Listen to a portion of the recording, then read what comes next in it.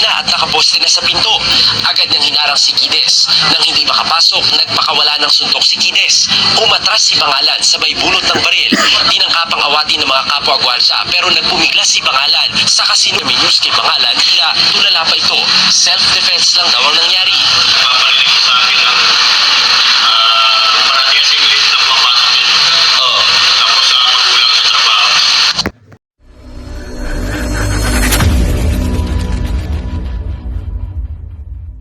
Alright guys, welcome sa Riddles TV, 14 years more or less, bilang security officer, security guard, okay? Pag-usapan natin yan, magbibigay tayo ng content, ano, at yung point of view natin, no? Pero bago ang lahat guys, baka magulat kayo, at mahabang buhok natin, at may mga earrings tayo, para modelan ng dating, o kaya rockers na clearance lang yan. Wala sa mukha ko guys ang bilang security guard o security officer. Dahil ako po ay isa nang retired na po ako, matagal na po ang retired, hindi na po active, no? So nagbabahagi ako sa mga kaalaman ko, napagdaanan ko, at makapagbigay gabay sa mga kabataang nagwagwardya ngayon. Alam mo na, magbibigay ng liwanag sa kaisipan tulad ng mga topic natin ngayon. Pero bago ang lahat guys, baka kayo ay naghahanap ng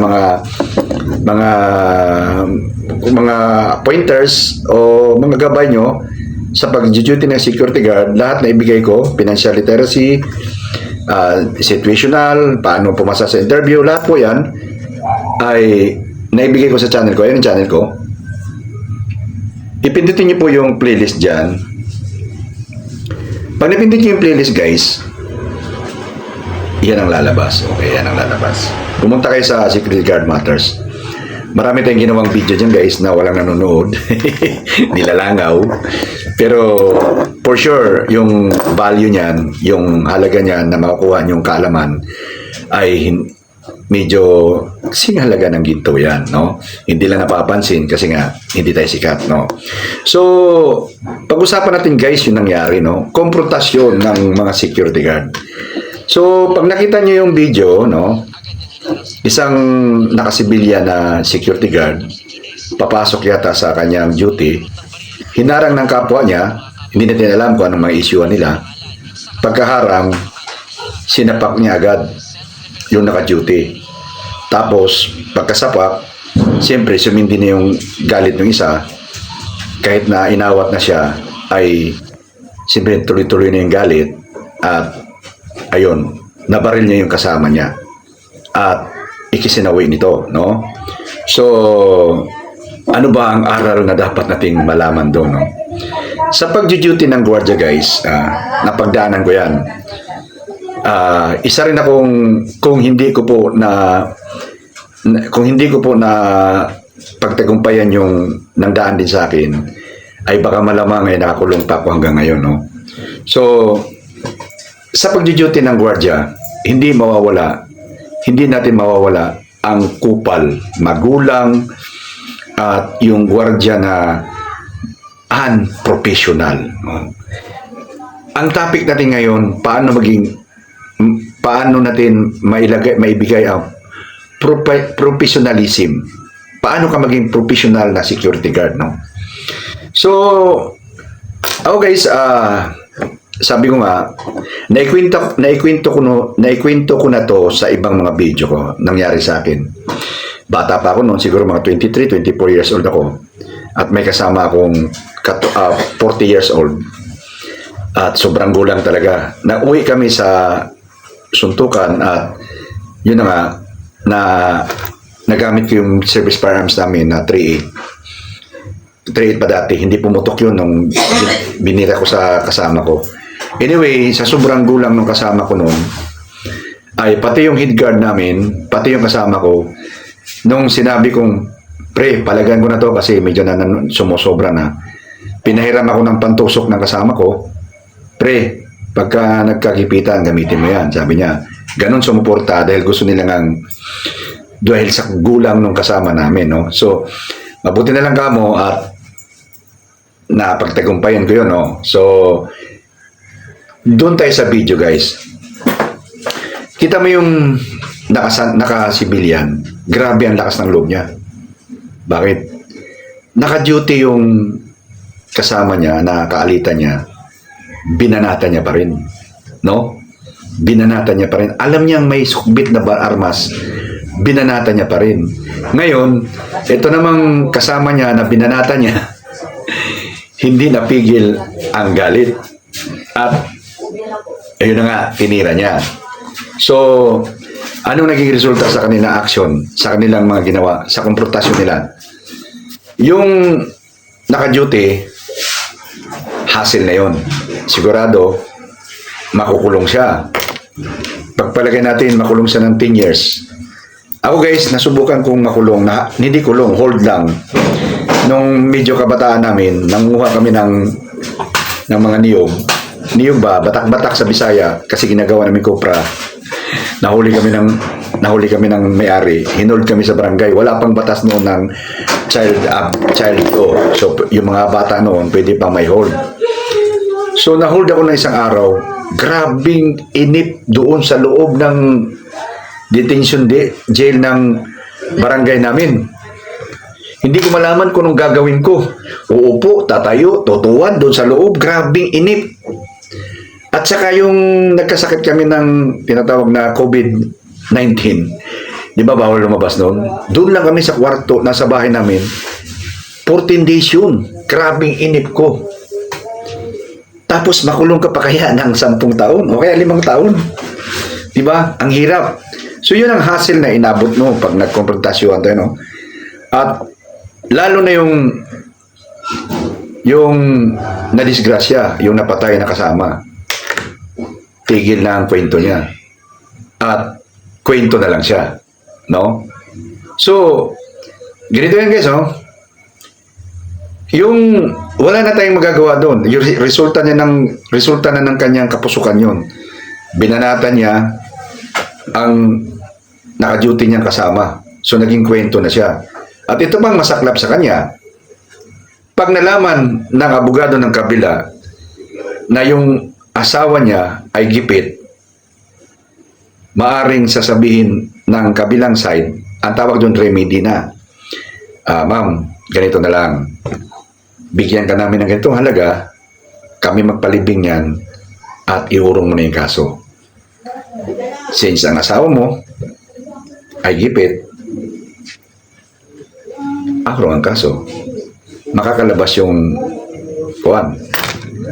yung akusado natin, no? Yan ang magiging resulta pag padalos-dalos tayo sa ating sarili. Ngayon, sir, ano bang dapat gawin yun? Binanatan ka na ng kasama mo. Nangyari din sa amin yan, doon sa malaking detachment na ginutihan namin, sa isa kong kasamang officer. Nung nangyari yun, nasabi ko sa kasama ko na ang kuwan mo naman, para bang kung sa akin nangyari yun, parang ganun ba? Pero nakita ko na doon pala lumalabas ang professionalism na ugali ng isang tao. So ikwento ko sa inyo guys, ha. Ang kasama ko officer, siya naka-duty. Nag-dispatch siya ng pangumaga. Kasi ako ng panahon na yun, panggabi. Nabalitaan ko na lang yung pangyayari na yung pagpasok ko. Pininto rin ng mga kasama ko doon. Hindi nagkwento yung kasama kong officer eh. Pag-dispatch niya, amoy chiko yung kasama namin isa. So, hindi niya binigyan niyang duty kasi nga, bawal nga yun, di ba? Bawal. So, nagalit yung kasama namin at sinuntok siya. Sinuntok siya. Sinuntok siya. Alam mong ginawa niya? Awat lang sila. Naawat lang sila. Awat. Tapos, ginawa niya ng report. Ang problema, hindi natanggal kasi bakit? May backer dun sa kumpanya. Okay, so, nung malaman ko yun, siyempre nanggaliti ako. Sabi ko, buti na lang hindi nangyari sa akin. Kasi, kung sa akin ginawa yon, sigurado, suntukan abutan namin. Hindi ako gagamit ng baril kasi alam ko na may knowledge na ako eh. Na hanggat walang threat, hindi ako gagamit ng baril. Tsaka pangalawa, nangyari na nga sa akin nung una kong kwento na yung couple kong kasama at mabuti na lang nga nakapagtagumpayan ko yun. Kung hindi, kulong ako. So kung sinuntok ako noon, kung sa akin nangyari yon, suntukan kaming dalawa. Pag nagsuntukan kami dalawa, pareho kami tanggal o baka ako lang matanggal kasi siya may backer. No? So doon tayo sa kasama ko. Nung una, sabi ko, pinayagan mo yung ganun. Diyan na nung gumanon ako, napayagan mo yun. Gaganong ayabang ko pa. Pero totoo lang guys, tama yung ginawa ng kasama ko. Professionalism. Sinuntok ka lang naman. So bakit kailangan mong gamitan ng baril? Doon papasok yung tinatawag na kaalaman mo sa hand combat. No? Hand combat. Yung kasama ko yun, hindi yun bayot, hindi yun lampa-lampa. Malaki katawan noon, nagbubuhat, sabay kami doon sa baba, at nagkakarate yun. Hindi niya pinatulan, kasi bakit? Para iwas hassle. No? Nakita nyo? Sinapak siya. Pagkasapak, tumama naman sa kanya. Nakuan lang niya, na-block niya, pero nawabot sa mukha niya, pero wala namang gaanong guwan. Pagkagawan, na-block niya. Pagdating sa kwentuhan, maaring tulad nung kwento ko, na pinayagan mo yun, bilang lalaki, di ba? Ako yung, naku, gaganong-ganong ka. At yung sumapak naman, pagdating sa inuman, bida yun. Bida yun. Sinapak ko nga yung officer namin sa trabaho eh. Gaganong-ganon yun. Bida yun sa kwento niya. Pero dun sa ugali ng aking kasama, ay tama yung ginawa niya. Bakit? O di ba? Pinigil niya yung kanyang pride, ang kanyang inis. Less hassle. Walang nahassle sa bawat isa. No? Walang nahassle sa bawat isa. No? Paano kung nagpadala siya? Palagay, sinapak siya. Pak! Nagpadala siya sa galit tulad nung nasa video. Ginamitan niya ng baril. Natira niya. Ano mangyari? Saan ang bagsak mo? Di ba? Sabi ko nga, nakatikim ako ng kulong sa barangay. Dati maliit pa. Sobrang inip ko. Ano ba kaya kung makulong ka ng 10 taon? 5 taon. Di ba? Kailangan pairalin natin ang professionalism natin sa trabaho. No? Ganito yan guys. Kung kayo nagtatrabaho ngayon, halata mo yung mga taong nagtatrabaho bilang nag-duty ng security guard pang pamilya. No? May kasama kang nag-duty na hindi pang pamilya, pang bisyo. No? May kasama kang ganun. At ang kupal ng ugali ng mga yan. Sila na mali, sila pagalit. No? So, ano bang dapat gawin natin sa mga ganung kasama? No? May mga ganung kasama na kupal. Ako talaga, hindi ako nakikipag-kwan dyan. Hindi ako nakikipag-close at hindi ako nakikipag-engage dyan sa mga ganung klaseng tao. Ganito yan guys ha. Tulad yan, minsan, bilang magkasama kayo sa trabaho, nagkakayayaan kayong mag-gimmick ba? Magpupunta kayo sa nightclub, ganun. Dati, uso yan, ng mga kabataan namin. Pagdating doon, mag-chip-in kayo. Chip-in kayo ba? Sa iniinom nyo. Pagka-chip-in, may mga kasama kang sobrang gulang. Pagka alam nilang bayaran na, yung iba iihi. Yung iba, ang daming dahilan, may kuhan ganon. So, ang natira, yung mga taong may hiya at may tinatawag na dignidad. Yun ang magchipichimin. Pero yung mga magulang na tao, yung mga magulang na kasama at mga kupal-kupal, yun ang gagawa ng paraan na lalayas na lang basta doon sa pinagpuntahan natin. Iniiwasan ko na yun guys. Especially yung mga kasama na mahilig manghiram ng pera pero hindi nagbabayad. Pagbigyan mo na. Kung may hiniram siyang pera at hindi siya marunong magbayad, pagbigyan mo na. Ibigay mo na sa kanya yon, huwag mo nang paulitin. At huwag mo nang bigyan ng pagkakataong magkaroon kayo ng tinatawag na interaction. Tulad ako, officer ako, nakakilala ko yung mga tauhan ko na kupal-kupalogs, may ugali. Tapos mag-uusap kami ng officer ko, nilalagay namin yan sa mga medyo area na sensitibo para mabulilyaso. Kasi talagang ang hirap ng ugali. At iniiwasan kong yun na nga, makikipag-close sa ganong klaseng tao. Kasi bakit madadamay ka? May mga taong tinatawag na, may mga gwardiya na kulang sa disiplina sa sarili. Palaging nalilate. Okay lang yan kung may officer. Ang problema, kung kayong dalawa lang palitan kayo. Ang mga ganong klaseng tao, guys, nalilate sila. Kunwari, na-late ng kalahating oras.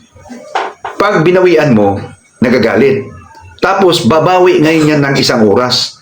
Ganun kakupal ang mga ganong klaseng tao. Nilabasan natin yung kwento natin doon sa dalawang nagkuana. Ang ibig kong sabihin, yung konfrontasyon na sinasabi natin dito, na iwasan natin kasi nga, mapupunta tayo sa kapahamakan. Ang gagawin na lang talaga natin ay iwasan. Ngayon, kung hindi mo maiwasan ang ganong klaseng kasama at mapuno ka sa kanya, kung may pagkakataon, alisan mo siya. Ako dati, naalisan ko yan. Kasi nga, di ba yung sinabi ko nga, yung kasama namin dati, kinuhan ko, hinarap ko siya, nagkaroon lang kami ng konfrontasyon at napunta sa hindi maganda. Mabuti na lang kamo, hindi pumutok talaga yung 3-8 na dala-dala ko. 3 beses kong kinalabit yun, hindi pumutok. At yung panahon na yun, ang misis ko, binata pa ako na dati. Kasi, binata pa ako dati noon, medyo, nasa probinsya pa yung misis ko noong panahon na yun. Hindi pa kami kasal noon. Buntis pa yata siya noon. Alam ko, buntis pa siya data noon. Ganun. Yun nga nangyari. Bali, hinarap ko, nagkaroon pa ng problema. So, wag nating, kumbaga, yung control ng isipan natin pag nasa sitwasyon tayo ganun. Ika nga, tulad nun, sinapak siya, nun sa video, sinapak siya, inawat na nga siya eh. Pero dahil nga, hindi mo masisi ang tao, kasi nga, nandun na yung inis niya, at nagsiklab na. Pero kung nandun yung control niya, at marunong nga sa hand combat, maaaring makikipagsuntukan lang yon. Malamang-lamang na kung nagsuntukan yung dalawa, buhay pa yung isa, matatanggal lang. No? Siya naman, hindi rin siya makukulong. No? Hindi rin masasayang ang kanyang buhay sa kulungan. At siyempre, may pananagutan din tayo sa taas, sa Panginoon, sa ating may likha na patay ka ng tao. Hindi natin alam pagdating ng judgment day natin. So, kung mayroon kang tinatawag na malawak na kaisipan, pwede mo makontrol ang iyong sarili. Tulad nga ng sinabi ko sa inyo na yung kasama kong officer, sinapak din siya. Hindi mo masasabing talo siya. Kasi bakit? Nag-block lang siya eh. Marunong siya sa mga hand combat eh. Talagang umira lang ang kanyang kaisipan. Yung professionalism niya. Ganito kasi yan kasi, pag nag-aaral ka ng karate o boxing, pag advance ka na, kung karate, black belter ka na, iniiwasan mong magkaroon ng encounter sa labas. Kasi sigurado, makakapatay ka noon. Pero yung mga bagong aral ng karate, yun yung agresibo. Kasi gusto nila magamit yung bago nilang kaalaman eh. Gusto nila magpatunay eh. Kaya yun, ganun yan. Pero yung kasama ko, may utak dito. Naging commander nga yun eh. Noong nabalitaan ko, naging commander na siya eh. Gamit niya utak niya at yung tinatawag na lawak na kaisipan niya. Hindi siya nagpadala na kasi. Pero kung nangyari sa akin talaga noon, kung sa akin nangyari yun, maaring square to square kami. Hand combat talaga abutin namin noon. Hindi, matatanggal kami talagang dalawa noon. Pero hindi, kung nangyari sa akin yun, talagang yun. Round to round talaga yun. Ubusan talaga kami ng lakas noon. At sasabihin ko dun sa mga kasama ko, walang aawat. Ganun mangyari sa amin. At tanggal ako nun. At least, hand combat lang yun. Kung sino matsambahan sa amin, tulog. O, di ba? Pagising mo, talo pala ako. Gaganon ka. Kunwari, tinamaan ako ito. Pagising ko, talo pala ako. O, di walang nangyari. Walang seryosong nangyari sa inyong dalawa. Walang nakulong, walang napunta sa libingan. Di ba? Kasi, ginawan lang eh. Pinagbigyan lang ninyo yung gawan mo eh. Yung galit niya, pinagbigyan mo lang eh. Pero kung sa totoosin lang, sino mali? Yung gwardyang kupal. Pumasok ng amoy alak, may hangover pa. Alam mo namang bawal yun. Pinagpilitan mo yung sarili mo. Kupal ka nga, di ba?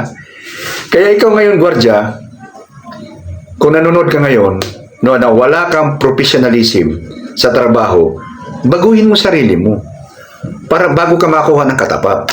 Kasi, ang tapang natin ay nandyan lang.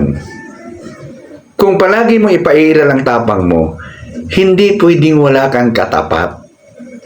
Imaginin mo yung mga champion ng boxing, sobrang gagaling. Manny Pacquiao, 8 times, 8 division champion.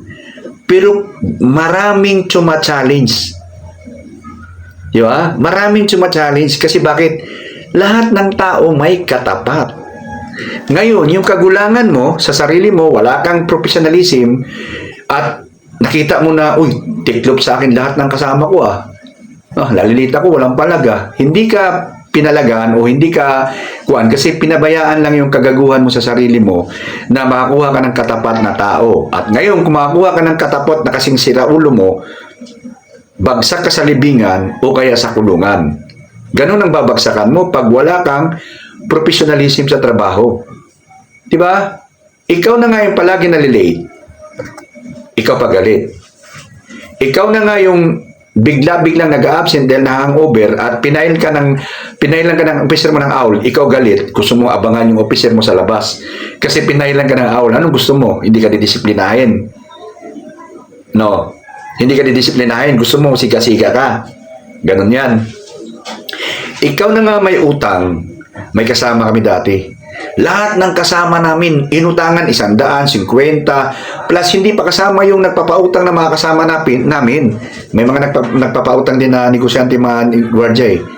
Inutangan niya, pag siningil siya, galit na galit pa siya. Hindi daw maghihintay. O kaya, pag siningil siya ng 100, 100 lang, hindi ka makatulog, ginagano niya pa. Ayun, nasa libingan na. Nakakuha ng katapat. Okay? So guys, ginawan ko tong video na to para ipamukha o ipagising sa inyong kaisipan na kaya tayo nagjo-duty bilang security guard ay para sa pamilya at para sa pangarap mo. Hindi mo mararating yang mga yan kung ang ugali mo ay unprofessionalism. Hindi ka professional magkuhan. Hindi ka marunong mag-give sa kasama mo. Nalit lang ng konti, galit na galit ka na. Pero pag ikaw na late, wala, ikaw pa galit. Di ba? Ano, siga ka? Pumasok ka ng lasing. Inawat ka ng kasama mo, gusto ikaw pang gusto manuntok. Nangyari din sa akin yan, kasama kong lasing. Pre-lasing ka. O ngayon, kung lasing ako, ikaw ba magjo-duty? Di ba nakalagay naman yan? On or before, di ba? At yung papalitan mo, binigay sa iyo yung duty mo, nasabit pa. Tulad ako nung panahon, ingat na ingat ako dahil nag-aaral yung mga anak ko. Sasabit ako, ingat na ingat ako sa trabaho, sa iyo lang. Dahil sa iyo, sasabit ako na matatanggal ako. Ano mangyayari sa pamilya ko? Di ba? Kailan katagalan, bahala na nga. Tanggal tayong lahat dito kung tanggal. Kasi bakit? Umiwas na rin ako eh. Sa gandala namin, magpapalitan kaming dalawa. Nagsasagutan kami ng hindi tama. O bakit? Ikaw ba magjo-duty? Ikaw ba lasing? Ako naman Ikaw ba matatanggal? Ginanon ako. Sabi ko, hindi ka, sino may sabing ikaw lang matatanggal? Ako rin, kasi ako pinalitan mo eh. O di ba? Maging professional ka sa trabaho mo. Marunong kang umintindi sa kapwa mo. Huwag yung pang sarili mo lang ang intindihin mo.